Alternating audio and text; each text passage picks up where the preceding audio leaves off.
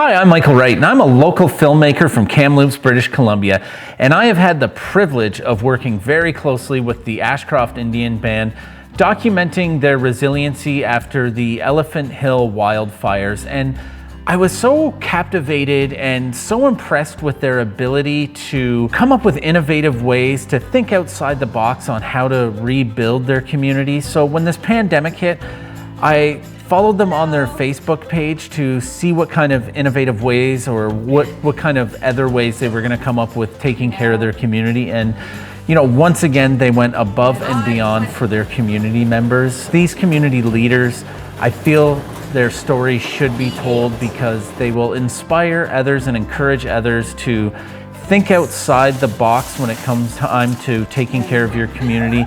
And they show that you can make the best of any situation. So I wanted to document that story about how amazing these community leaders and heroes are.